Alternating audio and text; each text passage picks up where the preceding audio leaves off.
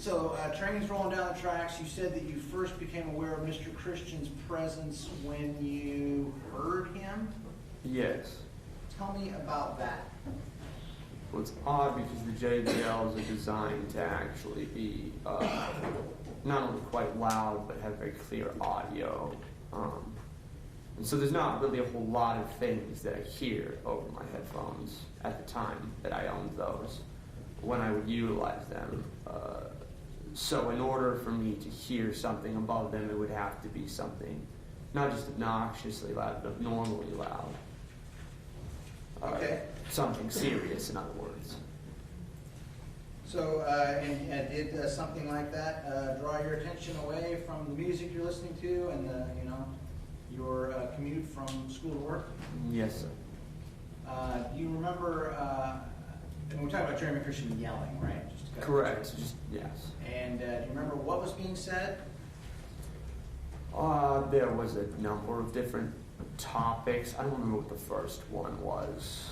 I want to say the first one was something about Saudi Arabia and getting the fuck out of America. Those aren't the exact words, but that topic.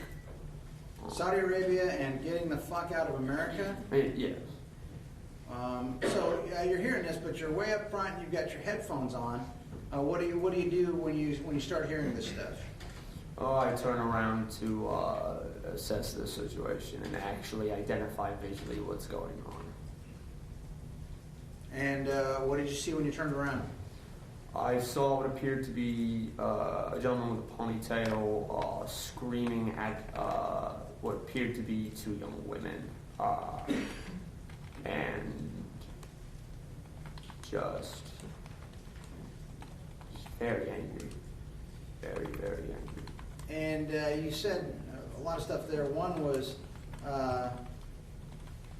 screaming at what appeared to be two young women. Correct. Describe the women for me, if you would. Both were of shorter stature, darker skin. One was wearing a hijab. One had a hoodie and jeans on. The other, the one wearing the hijab, despite wearing a hijab, also had very modern clothes on. So one could infer that it was not, shall we say, a super traditional, strict religious belief, but a religious belief nonetheless. That's what the hijab communicated to you? That is correct. And how did you, or when did you become familiar with how Muslim women dress? I became familiar of it when I was in my 8th grade of schooling through a mentor of mine by the name of Magic. She introduced me to the religious traditions of Muslims actually via a greeting. She would say "Assalamu alaikum" to me, and I would look at her with the most confused little look that you could imagine, and ask her what she was talking about. She would explain that the correct answer to her question actually was "Wa alaikum salam." When I asked what it meant, she would explain it to me. Can I interrupt just for a second and get a jar of some water? Sure.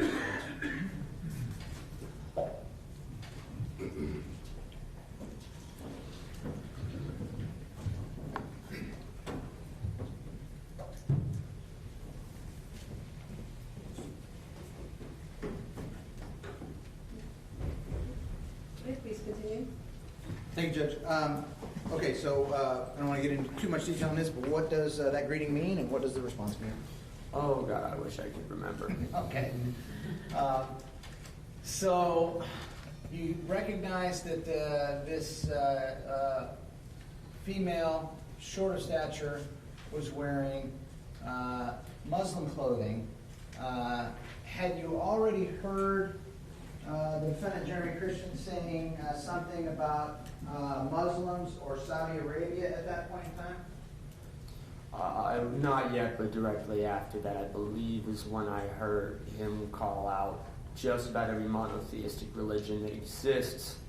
The difference being that the other two mentioned were ones that I did not see anybody there wearing very obviously the traditional clothing of, whereas as far as the Muslim religion is really renowned for only a couple of things. One of them is a hijab, and the only person I could see on the train wearing a hijab was this young woman, so I could deduce from that. And you also said he was speaking or yelling at them. And what indications did you have that in fact some, most, or all of his words were directed at these two young ladies? At minimum, a combination of it. From my perspective, it looked A, like he was facing them. B, again, she was the only person on the train wearing a very apparent religious apparel. And could you, did you look at the two young ladies and could you see, their facial expressions and by their body language, whether or not they were comfortable, uncomfortable, what was going on there? I could not see their facial expressions. However, I did notice the fact that they were very purposely, the term people use is shrinking, but what it really is describing is moving back further into this corner of the train, because I'm on the elevated section. So there's basically two small walls, and then there's the door, and they were moving a little bit further into this section.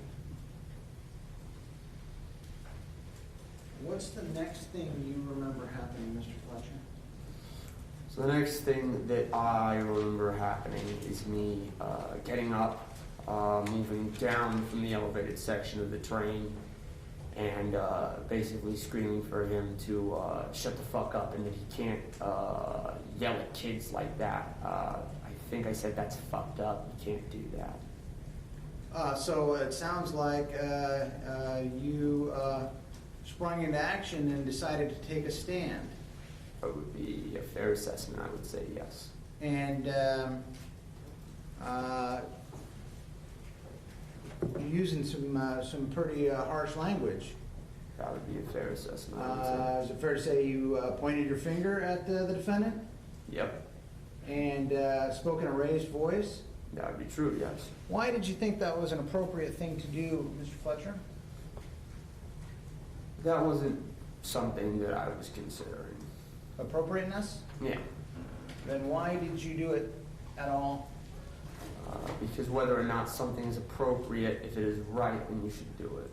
And then why, in your mind, was it right to leave your seat, travel down to kind of a different section of the train, and speak in a raised voice to a stranger in a harsh tone? To make sure that he understood that he was being watched and that his actions would be judged accordingly, not just by me, but by anybody on the train that day. Well, I mean, was what he was saying that bad that it caused you to do that? I mean, yes, it was bad enough to me. It caused me to do that. Absolutely. Well, how were other people on the train reacting to him? Oh, absolute fear. I'm sorry? Fear, apathy, depending on the person. A couple of people just stared into their phones silently. A couple of other people actually made a motion where essentially what they're doing is their face is facing down, but their eyes are facing up, and they just kind of waited for things to end. A couple of people actually did verbally respond. There was a gentleman, larger white gentleman with a U.S. Marine Corps cap, that seemed to catch the same thing that I did, and he too began engaging with Jeremy more politely, verbally. What was he saying? Could you hear? I couldn't remember all of it. No, I'm sorry. Remember anything? I do remember that eventually, as he began talking with Jeremy, he said, "I'm going to ignore you now." Turned to me and said, "He's just," something to the effect of, "He's just talking. He's just talking." That's interesting. So you had come down and you spouted off. You told him what you thought about what he was doing. That's correct. And Mr. Ford, in a different way, also let him know. And then Mr. Ford told you he's just talking. Yes, that is correct. Was there a time after that initial encounter? Well, let me back up. Did Jeremy Christian respond to you when you made your statements to him? I do not remember. Did he respond to Sean Ford when Sean Ford made statements to him? I believe so, yes. Do you remember what he said or what he did? I think he said, Get me off then? Get me off then? Yeah, get me off.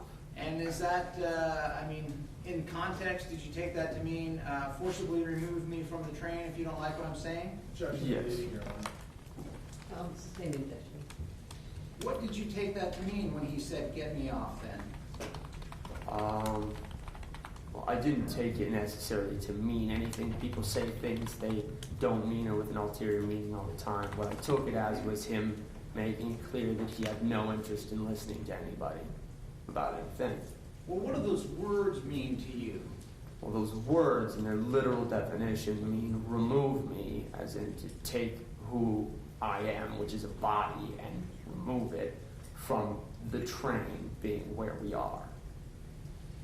So after that exchange, now you're down below, you're standing near Sean Ford. Where are the two young ladies? I don't know. Did you ever make visual contact with them again? No. What's the next thing that happens after the get me off then?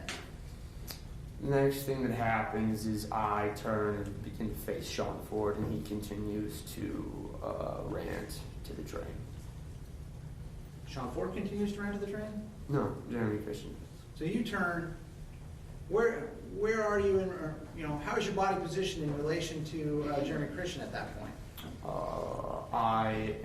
Jeremy is in the middle section of the train with seats that are with seating in it. I am nearer towards the section where the door is there, and there are two little vestibules where you can hang bikes. And then to my, what would you call that? I mean, technically in front of me, but if I was facing Jeremy, to my left was where Sean Ford was. Okay. And he's continuing his yelling, his talking. Jeremy Christian is? Yes, that is correct. Do you remember what he's saying at that point in time? No, not clearly. Do you, at some point then, was your back turned to him? Had you disengaged? Yes, there was a moment where I was no longer facing him. Just a moment or longer than just a moment? Well, a moment is vague, I'm sorry. It could have been several minutes for all I know. Okay. There was a time when you were doing what a lot of people are doing, which is back turned, trying to ignore? That would be correct, yes.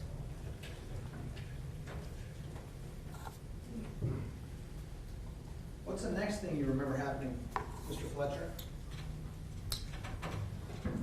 The next thing I remember happening is as the ranting, the loudness was going on, all of a sudden there was a sound. It sounded like a very sharp and loud strike, and I turned and I looked and I saw the gentleman that was yelling, in this case Jeremy Christian, standing nose to nose with somebody else. Before that, was the level, the tone of Mr. Christian's yelling, did it remain the same, or was it increasing in tone and sort of severity? To my ear, it was becoming more fervent and more passionate, yes. Then you hear this noise. At the time, did you know what the noise was? At the time, what I believe the noise was that I turned and watched, and it appeared he had struck the gentleman in question. You thought he'd struck the gentleman in question? Yes. What did you do? And we're talking to the gentleman's Salesian non-Kaimeche, is that right? It turns out, yes, that is. But you didn't know him? No, I did not. Let me ask this before I get any further, because we established, I think, that you had been in the presence of Jeremy Christian back on April 29th of 2017. That is correct. Now you're on the train with him. It's a small town. We all get that to a certain extent. But at this point in time that we're talking about on the train, did you recognize Jeremy Christian as the same person that had been spouting off and giving Nazi salutes and this kind of stuff at Montevilla on April 29th? It was around the time that I had gotten to where Sean Ford was. He had turned to me and said he's talking, that I realized I had indeed recognized the man and seen him at that rally. And so you hear the loud noise. Do you think maybe Talesian non-Kaimeche has been struck? and you... Well, I'm certain of it in my mind at the time. Fair enough. What's the next thing that you do? Well, the next thing that I do is just immediately rush towards the situation and try to get in between the two of them before things can escalate. Well, okay, tell me about that. You are not tall. We heard, I think, from Dr. Gunson that Mr. Nakamichi was 74 inches, which by my math is 6'2". We know the defendant is pretty good sized. Why did you want to walk up to that situation? Well, to be clear, it had nothing to do with what I desired. I just simply did what I thought I should do. Okay, that's fair. But why did you think you should do that? Because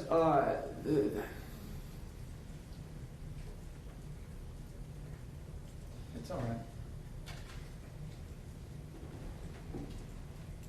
when I looked, and what I saw initially was this tall, spindly man with curly red hair. I remember glasses, don't ask me why. White dress shirt and beige slacks. What I saw was somebody that had probably never been in an altercation in their life. They had a full-on fist fight with somebody that is screaming on a train. And what I could immediately notice was a combination of things. Number one, the man was surprised. So right off the bat, this was shocking to him. The man was surprised. That's Talesian. Yes, Talesian was surprised. Appeared surprised? Yes. He did not appear at all as if she was prepared for the situation. Okay. The next thing I noticed was that the man had what appeared to be, I'm going to guess, his lunch in what looked like a Tupperware in his hand. The other hand had just had the phone, but therefore it was not yet used to being free, so his hands are occupied. And the other thing is that his feet are not even close to his shoulder width apart. Now, what you figure out commonly after getting hit in the face enough is that if you want to stay standing, you've got to make sure that you have a strong stance in your legs to make sure that you don't fall. It's also something I learned from Taekwondo classes. Okay, so you're... A combination of all of this together, the gentleman did not look prepared to handle a violent altercation. Why did you think a violent altercation was imminent? Because I have been, I guess for lack of a better term, victim of enough violence that I know what it looks like before somebody hurts somebody else. What was it about Talesian Namkameche's posture or facial expressions which caused you to think that he wasn't ready for this? He's a grown-up. Yes, but plenty of grown-ups get hurt all the time. He did not look in any way, what would you call that? I don't know, he didn't look prepared. It's the only way I know how to say it. He just didn't look prepared. So you walk up, and we'll see some more video of this later, but you walked up and did what or said what? I remember getting up in between them. I think I tried to say something. I don't believe I got to saying it because the first thing that ended up happening was that I was pushed rather hard against, there's a rubber section in the train that allows it to bend, and I was pushed towards that. That accordion section? Yes. Or, it's got another word, bellows, I think. Okay, so I was pushed towards the bellows of the train. Okay.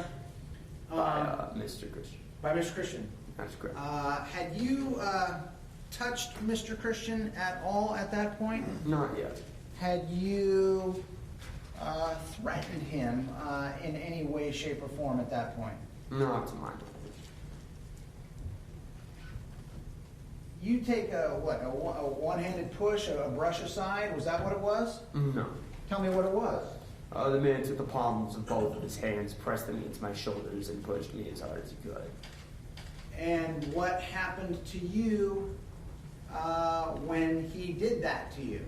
I stumbled a bit, but again, I was prepared for such a situation, so I had made sure that I was leaning just slightly forward enough that I could counter the actual weight of such a force. What's the next thing that you remember happening? The next thing that I remember happening was me stepping up. I don't remember if I said something.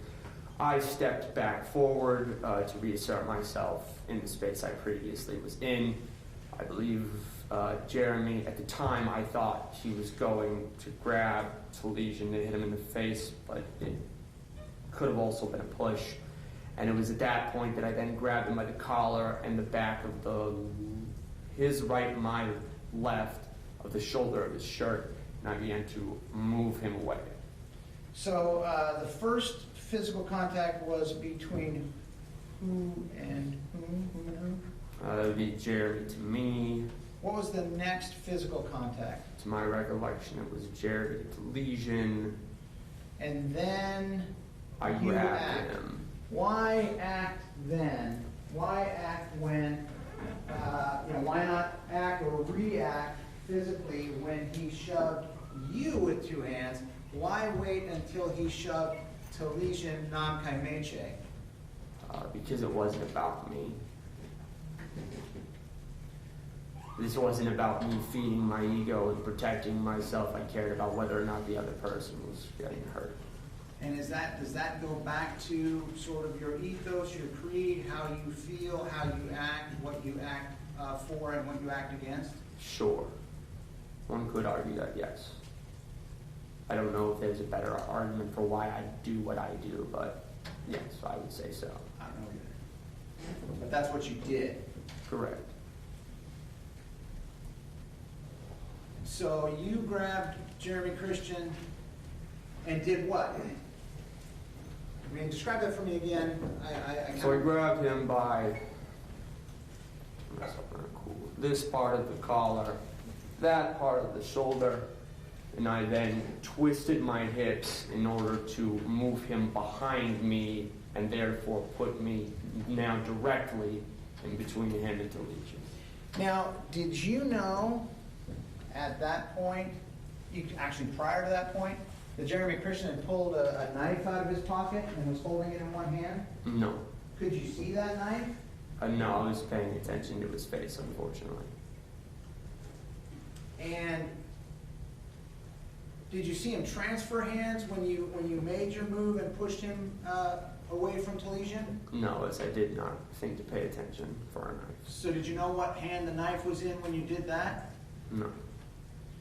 What were you saying when you grabbed him, moved him away from Talesian? I think I was saying, get the fuck off the train, go on and get. And why were you saying that, and why were you pushing him towards the door? Because it was my intention to make sure to put him in a situation where he decided the best course of action was to leave. So even prior to that, after during the nose to nose with Talesian non-kaimeche, before or as you were stepping up, do you remember what Jeremy Christian was saying to him? To Talesian? Yes. No, I'm sorry, I don't. That's fine. Do you remember what he said to you after you first turned him and pushed him towards the door? I believe he said, hit me again. Could you hear that? Yes, I could. Did you take that as a warning, as a challenge? How did that affect you? I didn't. He was going to say whatever he's going to say. I find people say very awkward things when they put themselves in situations like that that don't have actual meaning. Okay. So I try not to pay attention to it. Hit me again doesn't seem like it's open to a whole lot of interpretation, does it? Yeah, it doesn't, but that would imply that I... Hold on 1 second, it's your question. The leading questions. For that particular question, I'll overrule, but avoid leading. Will do. I'll move on. He says hit me again. After you pushed him, did he fall all the way to the floor? Was his bottom on the floor? I believe his bottom was on the floor, yes. And did he get up? Yes, sir. What happened next? Next, I realized that he was not moving still, so Yeah. again, I shoved him another time. This time, he was actually quite prepared for it. So when I'm going to show you what's been marked as State's Exhibit number 36. Ask me if you recognize yourself in that picture, and if that picture was, or it's a still from a video, was that taken about the time of between the first and second shove that you delivered? Yeah, I think so. You all right, Mr. Fletcher? Yeah, fine. Judge, I move to admit State's Exhibit 36. No objection. 36 is admitted.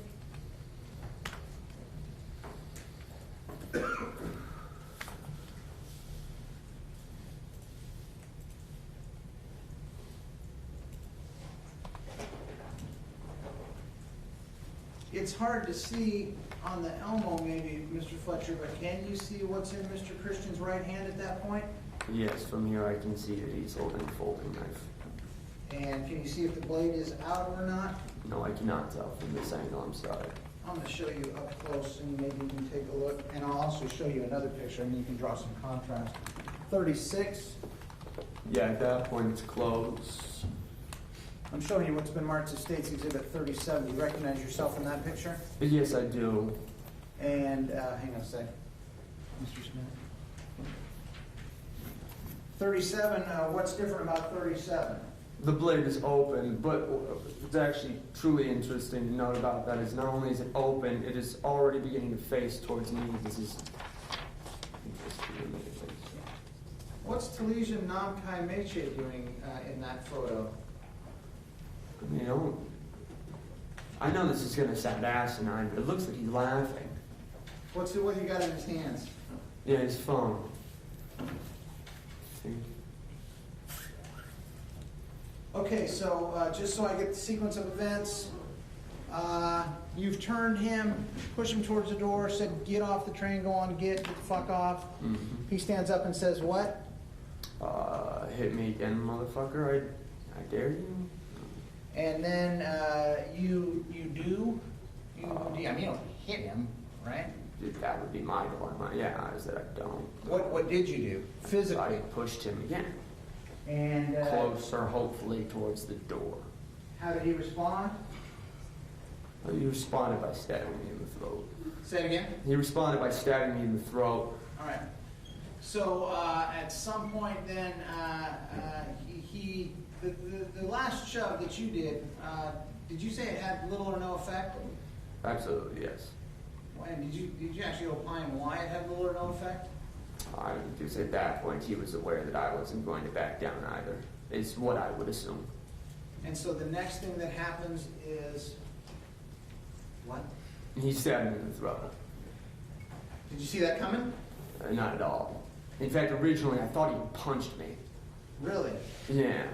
Although, what's so funny about it is that the way I remember it, I spent a lot more time on that section of the train after the stabbing than apparently I was. I remember what felt like a few minutes where I thought he punched me and I was getting ready to put my hands up to guard for another one, and then I noticed there was blood on my fingers. I was like, that's odd. And I realized there was blood on my shirt, a lot of it. And then I realized it was coming out of my neck. What did you do then?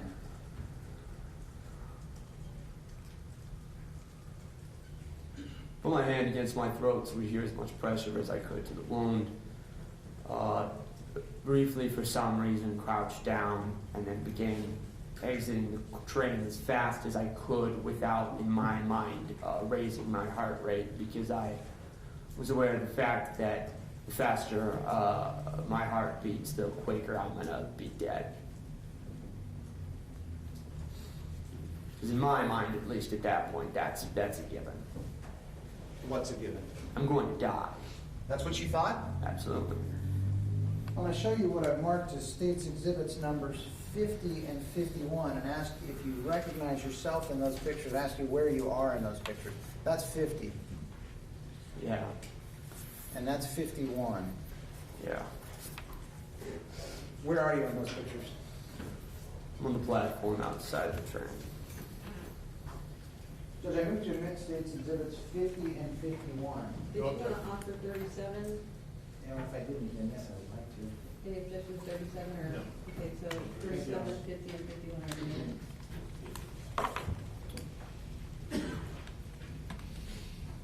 I'm going to show State's Exhibit 50 up here, and I want you to describe what we see, if you would, Mr. Fletcher.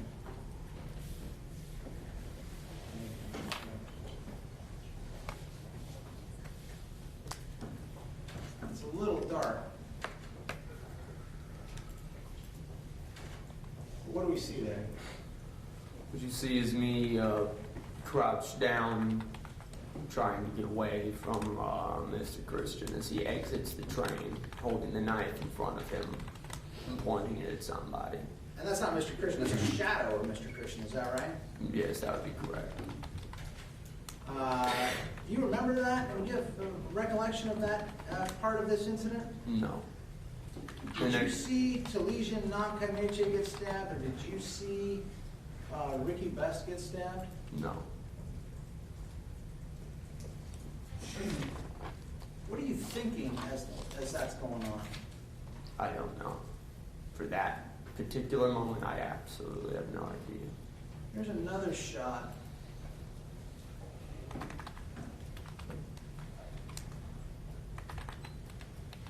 Can you see that okay?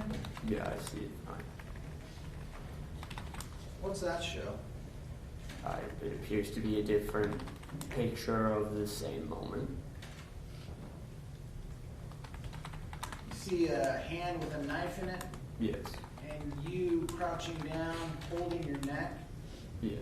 The hand with the knife on it, can you see what's on that hand? That'd be blood. You don't know if it's your blood, Mr. Nakameche's, or Mr. Best's? No idea.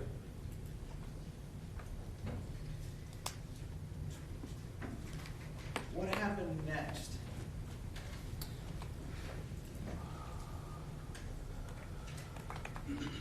Gentleman by the name of Marcus somehow gets to me, and because at this point I had been yelling, "Somebody please help me!" Again, trying not to strain the vocal cords or muscles in my throat, again to not exacerbate the bleeding.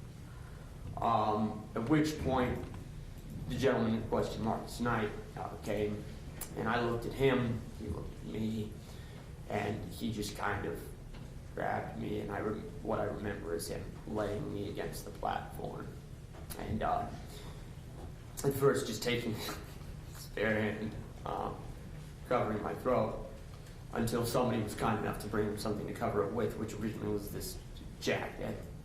And then after that, a cheetah print blanket of some sort, probably from a child.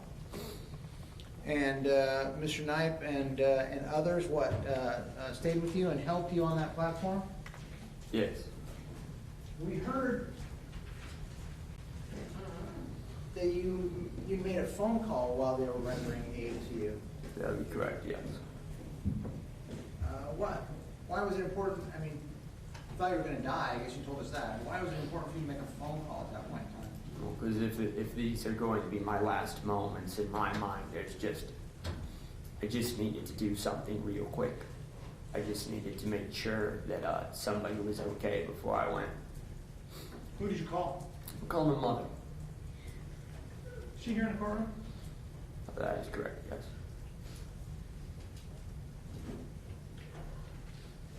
What did you say? Said, "Hey, Mom, how's it going?" Said, "Hey, Mom, how's it going?" And she said, "Good." And she said, "Are you okay?" Because she could obviously tell from the sound of my voice that something was happening.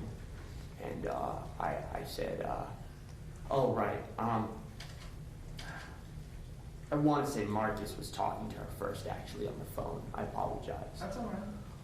Marcus, because Marcus, of course, had to dial it because I was about as present and cogent as one would expect from a stabbing victim. So Marcus calls her, and he does one of the kindest things I think he did in the entirety of the moment. He lies to her and he tells her that I was stabbed in the arm, because I recognize in the moment that he realizes he's talking to a mother and he's a father, and he realizes now is not the time to panic her, right? Sure. So tells her that I was stabbed in the arm, asks if she would like to speak with me, and I'm assuming my mom said yes, because he then hands me the phone. To which I go, "Hey, Mom," and she goes, and I go, "How's it going?" And she's like, "Good." And she's like, "You okay?" And I'm like, "Yeah, I got hurt. Don't worry, it's fine." And she's like, "Yeah, okay, where are you?" And I explained to her that I'm at the Hollywood Transit Center. And then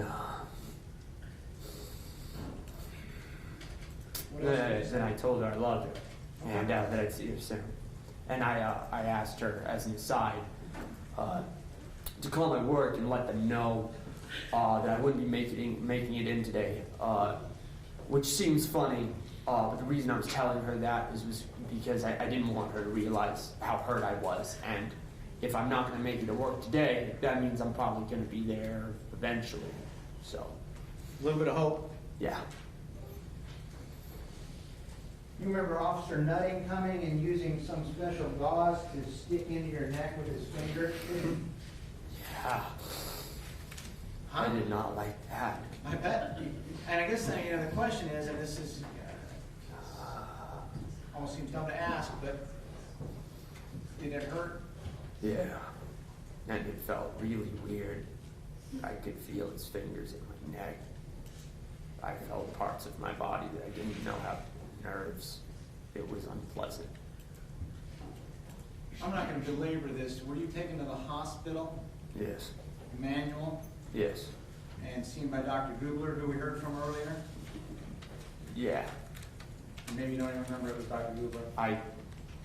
I'm told that apparently 30 people showed up to see me at the hospital. I remember my mom, my dad, and my girlfriend, and my little brother, so I don't remember a lot from that. Do you remember surgery the next day? No. Did the surgery leave a scar on your neck? That is correct, yes. Did I ask that Mr. Fletcher be allowed to stand up and display that scar for the jurors? Allow, yes. Can you step down here, Mr. Fletcher? I don't want to be morbid, but if you could just give the jurors a view of your neck as it is today. Why don't you come down here a little bit? Maybe turn a little bit towards me.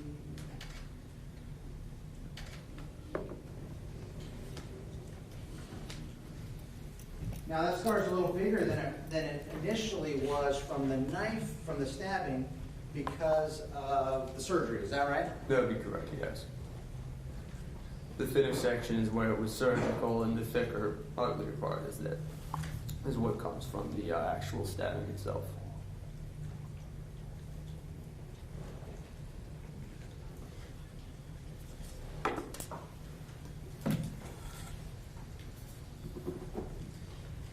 How long were you in the hospital? 4 days. And what kind of lasting effects physically has this had on you? Lasting effects physically have included noticeably limited mobility in my neck. Not enough to be a serious problem, but enough to be troublesome in the sense of it's just sort of a reminder in a way. Another effect of it was that it is a little bit more difficult to eat, especially soup now. It will sometimes dribble out of the left corner of my mouth if I don't pay attention to it. What else?